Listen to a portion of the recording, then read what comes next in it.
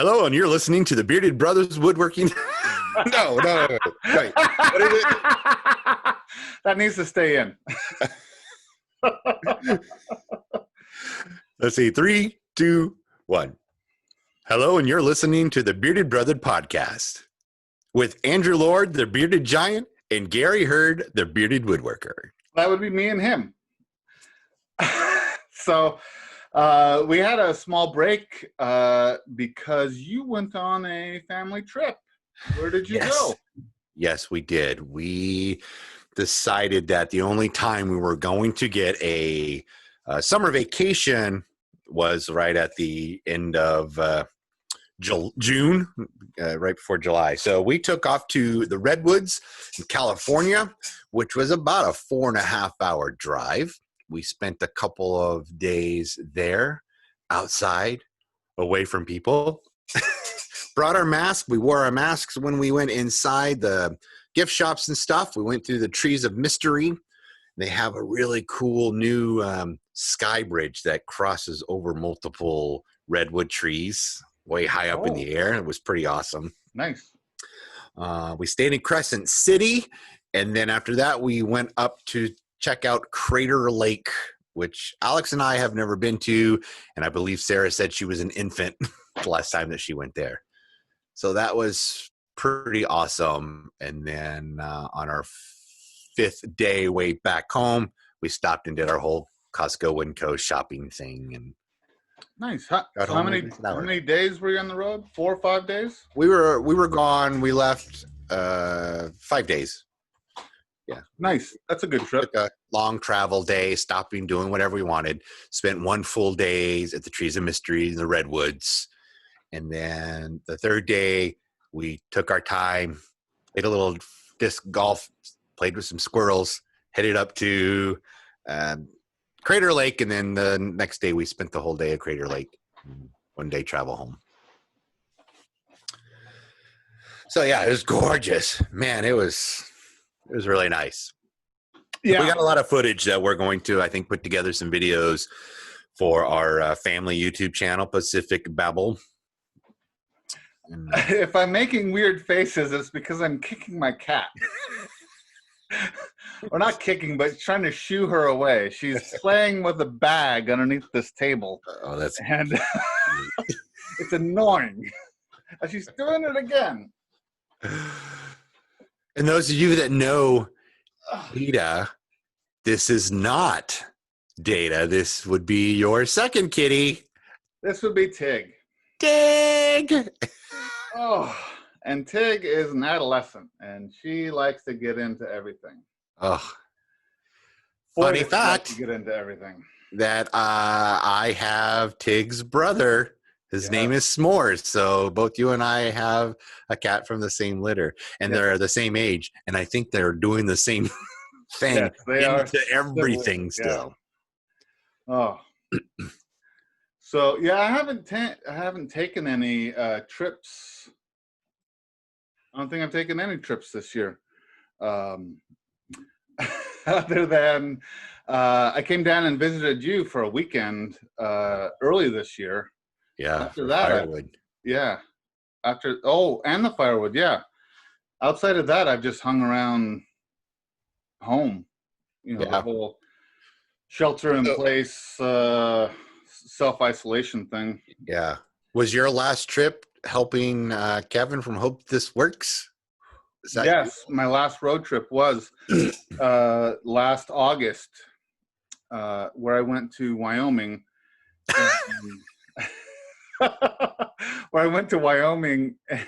And helped Kevin from Hope This Works do some electrical work in his basement, where he set up a home workshop. He had moved from some property in the country to a house in the city. So, yeah. Kevin, if you're listening, hey, what's up? Kevin? Yeah. Yeah. So, man, I'm looking forward to taking some trips. I feel a little cabin fever, I guess. Yeah. Yeah, try living with a teenager who's been home since March. Yeah. It was really nice to get out as a family and do some stuff, but I think the interaction that we needed was like a theme park or more museums, something that we could actually go into and interact more or be around more people kind of thing.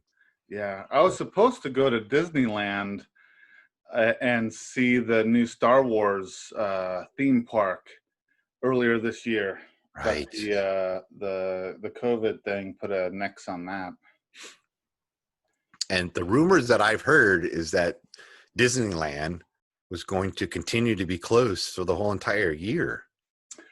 But I don't know if that is true or not. I don't know either. I think that would be crazy, losing almost a whole year, a park sitting there. Yeah. But I can't imagine once they open up what the parameters are going to be. Every other cart on a roller coaster or something, or like these lines are super long. I can't imagine being 6 feet apart from people waiting in a line to get on a ride or what have you. So. I heard a Disney park in another country opened up, and they instituted you had to use the app where you reserve a spot on the ride and you show up only when it's your designated time. Like, you don't wait in line. Oh, kind of like the fast pass that they have. Yes, but everyone had to use it, and then they were limiting the number of people who could be in the park, the total number. So, we'll see. Yeah. Anyway, I do want to get down and see the Disneyland, the Star Wars themed. Yeah, from the pictures that I've seen, it looks pretty cool. We're excited to go see it too. Yeah, I have the wallpaper of the Millennium Falcon from the park on my work computer. Yeah, nice. Cat's back at that bag. I guess it's better than biting your hand. Yeah. Oh, so this weekend I worked on a couple of projects, and I only videoed one piece of part of it, and I need to video the second part of the second half. So my girlfriend Amy, I'm building a bench for her house, her backyard, out of some cedar. I did a chainsaw milling with Jason, Northwest Sawyer, a year ago, I think.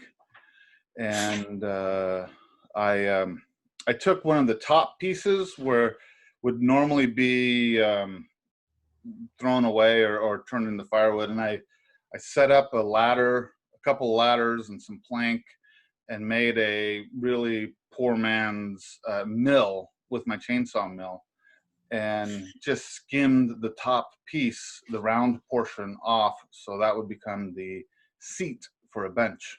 Oh, yeah. So I filmed that setup, and I filmed milling it, and then I turned the camera off because it takes so long to film everything, and then I welded up some brackets to make a base, and that I used truck bed liner and sprayed because it's going to sit outside, and then made a brackets for the back. And I think I'll film assembling the bench, and then maybe bringing it over and setting it up. I'll film that and make that a video. But I'll have the milling portion as its own little video. It'll just be maybe 2 or 3 minutes long. And then will you put the milling in the video of the completed bench and stuff? Oh, maybe I might do a little quick snippet. But I have some more milling I need to do. So I think I'll do a handful of milling videos here. And then, yeah. So Cool. Yeah. So I One got of those videos that take a long time to do because you started it a year ago or months ago when you were milling things, and now it's time to build things, and then you have to wait to deliver it, put it in the setting, and I've got probably 5 or 6 of those videos waiting to finish this project so I can put it in place or do whatever and then edit everything. Yeah. I also picked up a couple screen doors for the house because when I took down the tree in the front yard, my house is so hot. I don't have the shade. I really don't have the shade, so my house gets hot. Yeah. So I bought a couple screen doors, and I didn't have time this weekend to put them up. I unboxed one of them, and it's for a 36-inch door. And my door is the appropriate size, but the guy who trimmed it really tight. So the trim is 35 3/4 inches apart from each other, and the frame I bought needs 36 inches. Oh, right. So don't know what to do exactly. Oh no. Maybe take the trim off and retrim my back door. Probably. Take the trim off and cut a 1/4 inch off the end and put the trim back up again or something. Yeah. Oh man, that's too bad. So you're hoping to get a good cross breeze through your house so you don't have to use your AC as much. Yeah. And a funny thing about that is one of the days this weekend it was pretty warm. So I was working outside on that bench. So I thought I'm going to turn the AC on. So when I come in later, it'll be nice and cool in the house. So I turn the AC on, I go outside, I'm outside for a few hours, I come back, and my house is hotter than it was before I went outside. And I look at the AC, and I just turned it to fan. So I'm blowing hot air from outside into the house.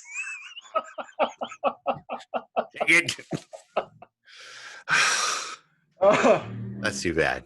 Oh, yeah. That's too bad. Fortunately, we're in an area where we've had 2 air conditioners, and I think we gave one to your mom and gave the other to you. We haven't needed, they only come maybe 2 or 3 days the whole entire summer years that it's super hot here. But other than that, we get a nice cross breeze here, so we don't need AC, but it does get warm out. I mean, 78, that's warm for me. Yeah. That's cool. Well, I finished my yard dice game, my Yahtzee, just in time for 4th of July. And I spent the last 2 days, today and a little bit of yesterday, editing everything. So I should be putting it out tomorrow, or it should be out already by the time you listen to this podcast. It's out there. And it was super fun. What I didn't realize, because I'm using a 6x6 beam instead of 4x4s, in my head, I really thought I could get 5 6x6 dice in a 5-gallon bucket. No. Nope. So we ended up using like a storage bin to put the dice in and roll it. So it made it a little more awkward to roll the dice on the yard, but it was still fun. So I put a little bit of clips of us playing the game at the end of the video too. But it was cool. It was a cool build. It didn't take very long. It's just it just got away from me. Like I think I could have done it in one day. I could have cut everything, sanded, put the holes, but I ended up ordering after I cut all the cubes and I made a template. I couldn't find the router bit I wanted, and I thought using a Forstner bit would be better to put the dots on the dice. Yeah. So I ordered some Forstner bits, and because of this whole COVID-19, like it's really hard to get a 2-day prime shipping anymore. So I had to wait longer to get the drill bit in so I could continue doing this project. But once I got the project, then it, took a couple of days to do. But I think it turned out pretty cool. And how'd the Forstner bit work for you? Really nice, actually. I bought a set. It came with, 6 or 7 different sizes, just kind of like 1/8, 1/4 inch, 3/4 inch, 1.5 or 1.25 something like that. And then, they were the more inexpensive. I think they were $30 or something for that set, not $80 set, but was really quite impressed with them. And there were a couple of the heart of the the beam and some knots that the Forstner bit went through with no issues at all. Nice. But I used it on my drill press too, and not Yeah. a handheld drill. And yeah, super excited. That's the first time I've really used a Forstner bit too. I've always wanted them, but Yeah. I've just never bought them. So I started with the small kit, and I find out if I use it more, I'll probably purchase more, bigger, better, Yeah, higher better quality or quality. something. Yeah. But I've never tried using a Forster bit, so that looks like fun. yeah, it's really cool. And I've seen some people make little wooden knobs using a Forstner bit. So they would drill holes around a circle, and then they would cut the circle out. So you'd really have half circles on the edge of the circle, so it gives you that little finger groove tightening thing. So I thought that would be really cool to try something like that too, and make a jig Yeah. or something like that. But yeah, it was pretty cool. And I like the fact that you can go in partial into a piece of wood and still kind of have mostly a flat bottom. There's a little hole in the middle of it, but it's not like a spade bit, where it gives Yeah, the yeah. cone or gives you a rounded bottom using a regular drill bit or something like that. So that's really cool. Like if you got a bigger one, you could use that in a big branch or small log, put tea candles in, that kind of stuff. That's something that maybe I'll do for Christmas time or crafts or something like that, So yeah, I was impressed. It was fun. I have a drill bit video I want to do, but I haven't done it yet. I need to find the motivation. I need to find the motivation to produce. I have a whole mental list of videos that I want to do. I just gotta find the time to do it. I feel like I'm always busy, and I don't feel like I have the time to do that sort of stuff anymore. But we'll see.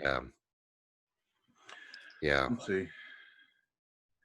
I feel like I have the time, but I lack the motivation of,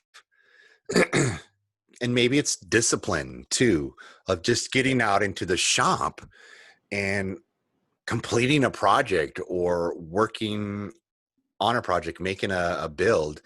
I look at the numbers of my videos, and I've got some videos in the past that are still doing pretty well, but the recent videos I've been putting out, I'm just not getting the views. And so maybe I take that as a little insight to not really need to put any effort into it. Nobody's watching my videos anyway, kind of thing. But I know that's the complete opposite of what I need to do.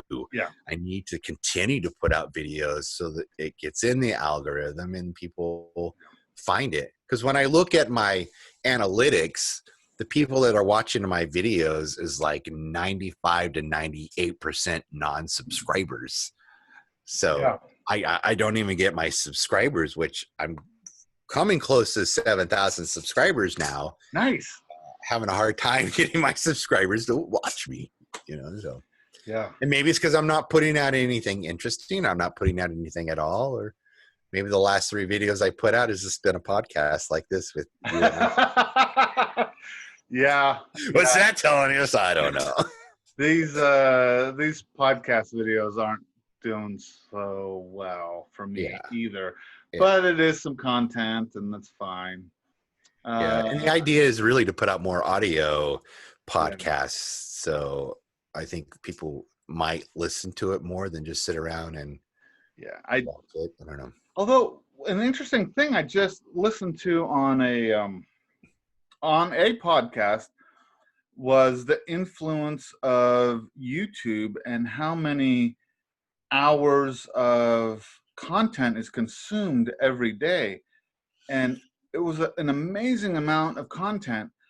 And they were interviewing some people, and many people listen to YouTube on their phone. Like this one guy was some sort of chef or cook at a restaurant, and he had earbuds and he just listened to YouTube as he worked. So he treated it like a podcast, like you would download on a podcast app. Huh. And this girl, she also did the same thing. She listened to a lot of YouTube. That's interesting. Yeah. I mean, because in order to do that, like, I'll listen to some stuff that's downloaded on my phone and I'll put it in my pocket, and I won't use earbuds. I'll just use the phone's speakers. But you can shut off the screen and put it in your pocket. But on a YouTube video, you literally have to use your battery. You have to use your data. You have to be hooked up to the Wi-Fi or whatever to listen to something like that. So you don't necessarily have to be hooked up to Wi-Fi. You can download videos to your phone. If you're the pro or red, if you pay though, right? Yeah. So, I don't know, $9.99 a month or something. Yeah. I had that ever so briefly, because it gives a share of that money to the content creator. In fact, I can see in my revenue, that I get a very small amount from the premium service. That, you know, someone who has a premium service, they don't see the ads. And so, but if they watch your video, that's where you make your quote unquote ad revenue. Yeah. Because they don't watch ads. Yeah. By them watching your video, you get a very small portion. And is it more than Google AdSense, like the ad revenue? I have no idea. Yeah. I don't know. But I thought it was more of a, I subscribed to it for a little bit, and I thought it was more of a direct support of the content creators than the ads. Yeah. And I get the benefit of not having to see the ads. And you can download things apparently. And you can download, and watch later. But you still have to have your screen on. Man, correct? I don't remember. If you downloaded a video, I would assume it would play. Mm-hmm. It wouldn't be just like audio where you could have your screen off and put it in your pocket and not worry about buttons being pushed or something. Yeah, I don't know. Yeah. I don't know. I know iPhone in their recent update has done something up until now, when, let's say you're watching a YouTube video, the phone ringing, the banner will come right across what you're looking at, and it will interrupt your viewing. Well, apparently then the newest update that made it smaller and more out of the way, so you don't accidentally answer the phone when trying to swipe it out of your way. Oh, yeah. Yeah, I would hate that. I don't answer my phone much at all. We've been trying to reach you to discuss your car's extended warranty. Yeah, exactly. Oh, by the way, I got a call the other day. My student loans are what are they available for the forgiveness program or something? I don't know. I don't have any student loans, Andrew. Yeah. Eligible for the forgiveness program, or I don't know what it was. It's ridiculous. Yeah. I don't answer the phone anymore. On the extended warranty one, I will sometimes let it ring all the way through and get a hold of someone. And when they ask me about my vehicle, I'll say it's a 1974 Ford pickup.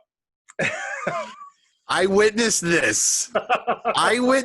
Ladies and gentlemen. And then Andrew said, "What are we? You're calling me? You should know what kind of vehicle I have. I have a 1974 Ford pickup. What kind of warranty can you guarantee for me?" Oh, sorry. Click. Hang up. Like what? What? Oh yeah. That was awesome. So maybe if anyone listening has gone through the same issues or might have a little hint or help of keeping us or getting us motivated, you could leave it down in the show notes or just comments or something and see if you can help these two big guys get back in the shop and get some stuff going. Because I mean, I do enjoy making these videos. I really do. It's just, I don't know. Maybe I'm just too fat and lazy, like too out of shape. I don't want to do anything anymore. You know, Lee, help us out. Help a couple brothers out, would you? Leave us a couple of comments, giving us encouragement, telling us how great we are and that you miss us. Yeah. There you go. If you mean it or not, really. I mean, just lie to us. Give us something. Oh boy, yeah. Yeah, the world's a crazy place. We need more build videos. Yeah.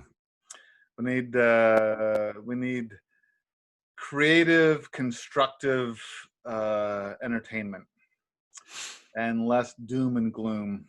Yes. Right now, with everything going on, it sure seems like a lot of doom and gloom. Right? Yeah. Agreed.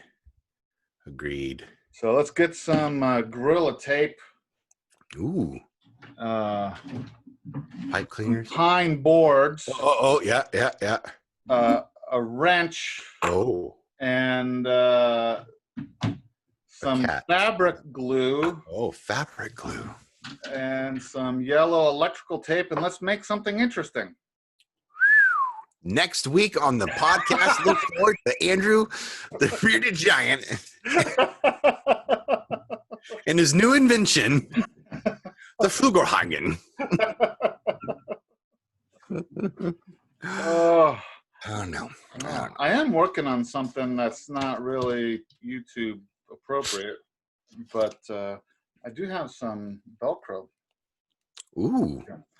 I got both sides, the fuzzy and the curly side. See? Wow, what is that? Like 3-inch stuff? Yeah, 3-inch stuff. Oh, I guess I can show part of it. That's cool. Is it sticky backed, or do you No, that's what the fabric glue is all about. Oh, okay. So this is nylon, and there's Velcro on either end, but when it's for a sporting goods thing, and I ordered a 4X, and it's it's the right size but too big. I don't know if that makes any sense. Anyway, when I wrap it around and try to tighten it, it like was way too loose and just wobbles all around. So I thought I would add some Velcro, and I did that. And I bought some sewing implements. Oh. And I got upholstery thread, and I tried to sew 2 layers of nylon and some thick Velcro by hand. It's useless. Yeah. I need to go visit up and your visit mom. my mom, who has a commercial grade sewing machine. So it's on here. Oh, you can see well, you can't see it, but it's glued on, but I want it sewn as well. And did that fix your problem? It should. I haven't tried yet. You haven't tried it yet? I'm afraid the glue's not going to hold yet? Yeah, I don't know. I mean, I can peel it off if I tried. Oh, yeah. So that was the cat walking on the keyboard. So tomorrow, which I should say 3 days ago from this podcast, or whatever. Anyways, I'm on my way down to Reedsport to the the octopus mural I did. I finished up in October. Yeah. It got tagged. It got spray painted graffiti on. Wow. And I just got word they caught the guy who did it. And are you going to sing for us, Tig? Tig's got their hand on the mic, her little paw on the mic. It's like she's going to start singing. Yeah. Meow, meow, meow, meow, meow, meow, meow. No. Anyways, I'm going to go down and fix that mural this week and hopefully I can just paint over it. I don't think with the shape of the wall, the texture of the wall, that I could just go in and try to clean it off. And I don't want to ruin the paint underneath it too. So it's got acrylic paint is the mural, and then it's enamel spray paint over it. So not really sure what to do, but I feel like I could just kind of paint over it, blend it in, hopefully. And you didn't put any kind of clear coating over it, did you? I did not. But they contact me like literally less than a week before it got tagged and asked me my opinion on what kind of clear coat they could use to put over it. And I gave them a suggestion of Sherwin's SureClear, but I told them it wasn't anti-graffiti. I says they do have an anti-graffiti coating. The people here in Newport don't know anything about it. They don't sell it. Yeah. I couldn't find anybody to tell me anything about it. But I know that both Sherwin and Miller both made it. We used to get it there. So, well, they could have it shipped down from Portland. Yeah, and they'd have to be shipped down to Eugene, which is still an hour and a half from Reedsport. Yeah. So, but the building owner said he was going to do it. He just wanted to know what stuff to use. I'm like, all right, well, this is what he should use. And then it got tagged a few days later. So after I fix it, then they're definitely going to put a clear coat. And I'll talk to the owners about it while I'm down there, what they could use. And the SureClear is just a marine grade UV and weather coating kind of thing, but I don't think it has anything to do with anti-graffiti. No, it'll help keep it from fading, and if it does get tagged, you might be able to scrub that tagging off once, maybe twice. I don't even know if you can do that, but yeah. And it's got 16 feet tall, so maybe they only need to do 10 feet of the anti-graffiti on the bottom. No, I don't think anyone's going to get out on a ladder. And although I have seen people put a spray paint on the end of a stick, but I don't foresee that happening where it's at right now.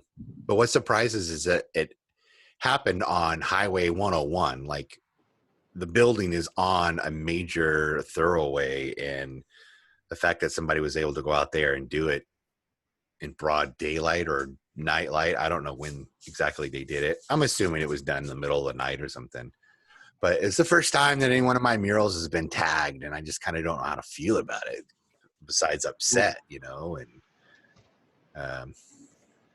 my first time figuring out how to clean it up, get rid of it, or whatever.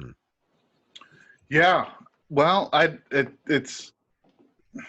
wouldn't take it as a offense against you, because no, they're a jerk anyway. Yeah. But what's, I think, reflecting on it, the first mural that you and I worked on together had was tagged.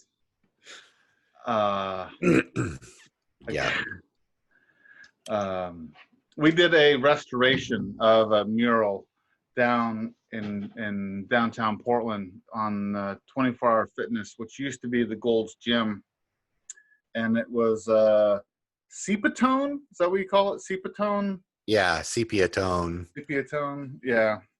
Like an old 1920s or something. Yeah, turn of the century, a couple of centuries ago, workout where they had like the rings and the wooden clubs and the pommel horse and the big round circles in the end of a stick for the barbell kind of thing. Yeah.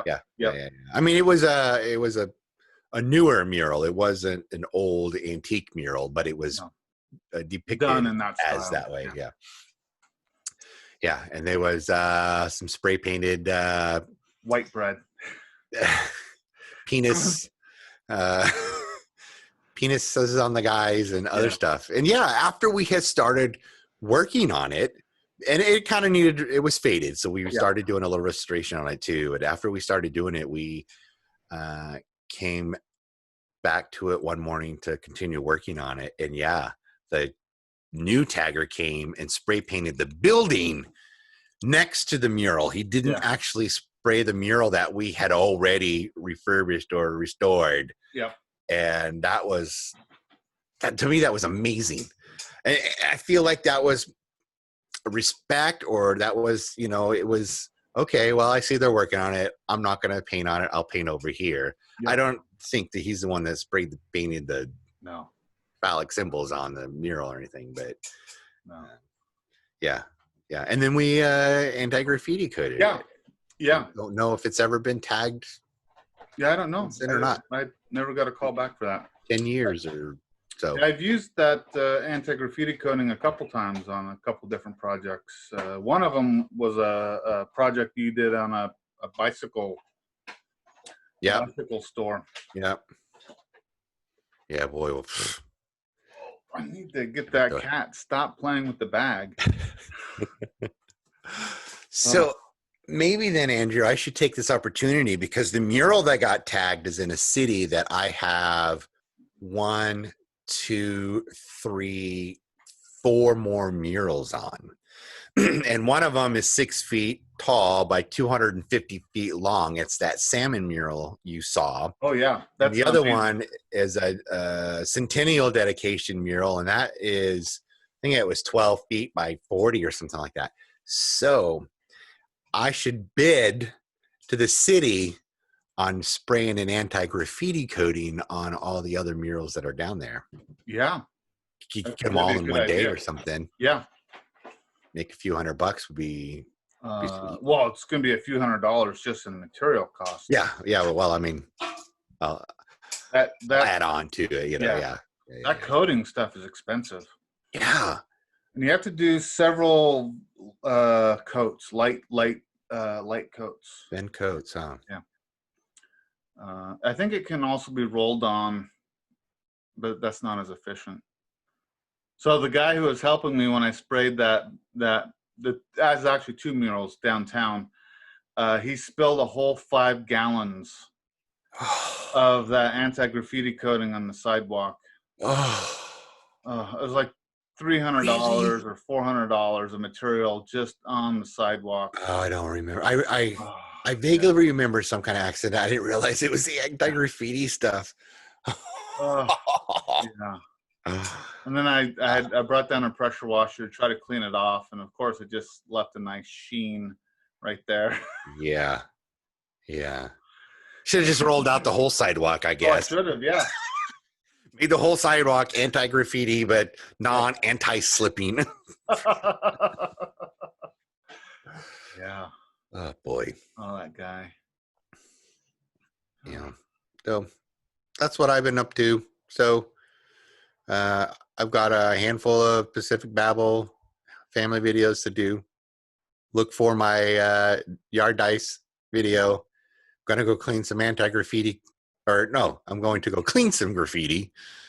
Maybe I'll make a short video for my Kraken Studios channel. Yeah. Throw something up there. Yeah. Anyway.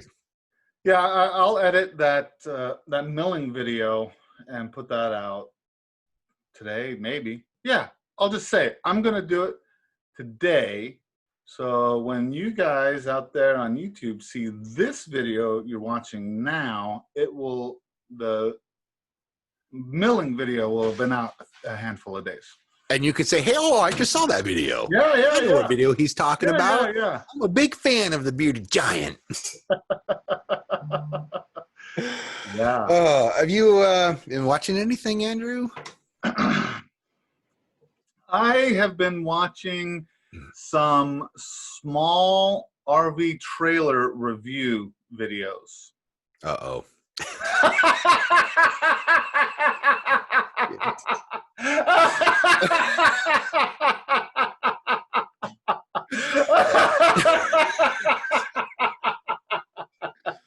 Those of you that don't know this about Andrew, he has a slight compulsive buying. What would you call it? I have impulse control issues when it comes to big ticket items.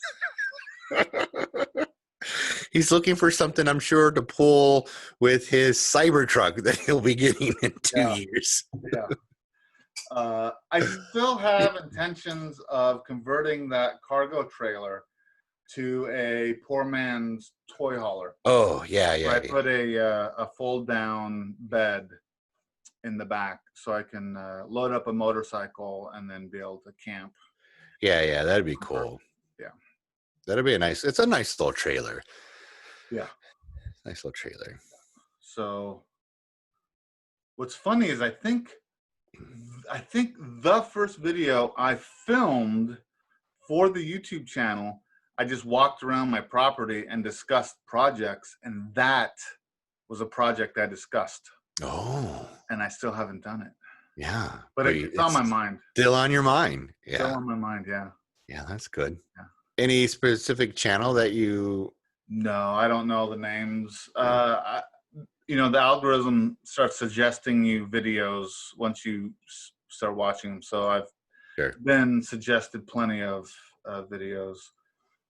A combo of DIY camper trailers and manufactured ones. Yeah. Those Airstreams are amazing, but they're also very expensive. Yes. Yes, they are. I'm going to look up real quick the movie that I wanted to suggest. That I did watch something this weekend that I think everyone should watch. Even you, Gary, if you haven't done so yet. Hamilton. Oh, yeah, we watched it Friday. Plus. Yes, we watched it Friday. It was good. It took me just a little bit to get into it. Yeah. And it was a little confusing, but once I understood what they were doing, I knew it was basically like a rap opera. Hip-hop. Yeah. The whole thing was going to kind of be like that. But we had to look. I'm like, what? Was Hamilton black? Like, was there sure they were talking about the same guy? And then when we found out that was George Washington, I'm like, okay, put color aside. We get it.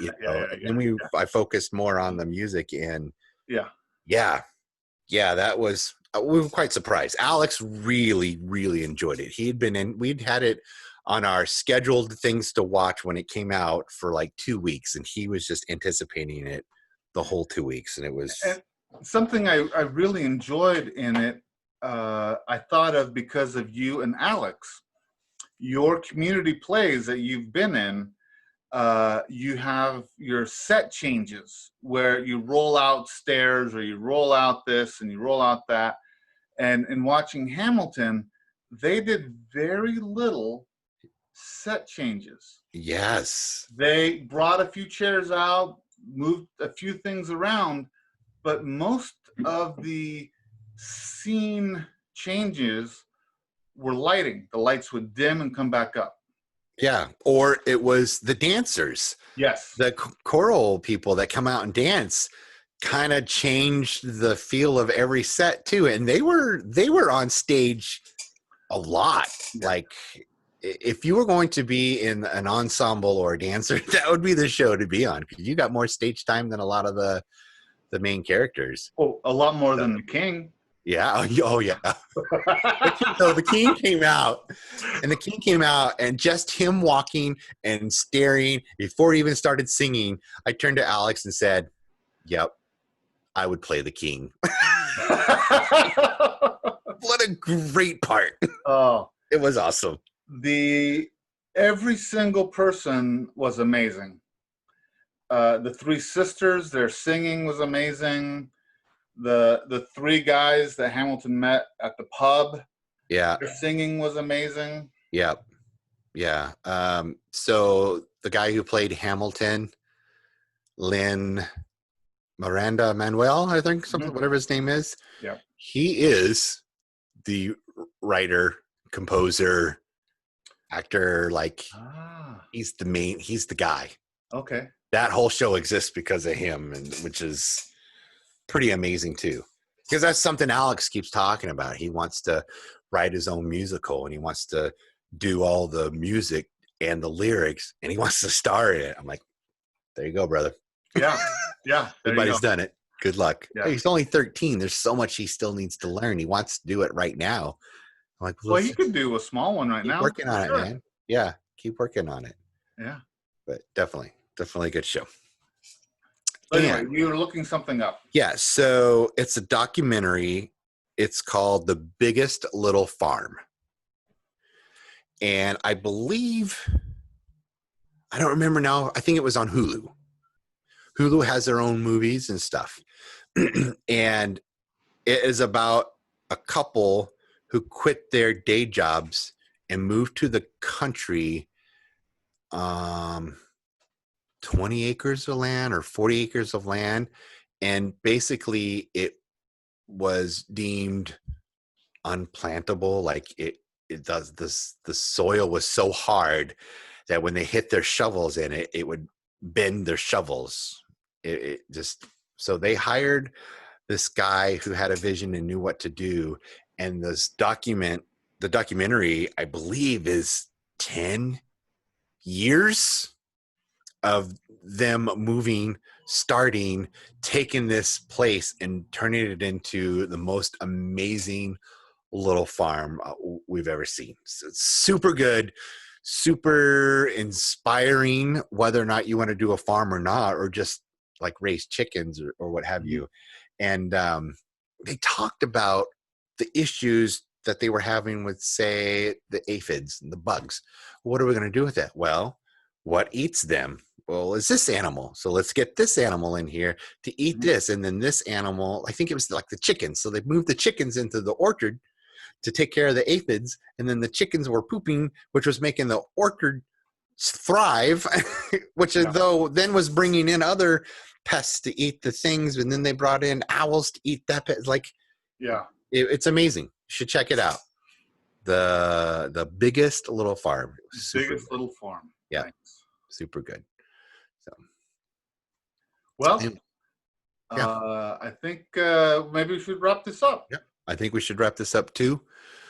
We appreciate you guys. If you stuck around to the end and you made it this far, congratulations. You're all getting $100,000.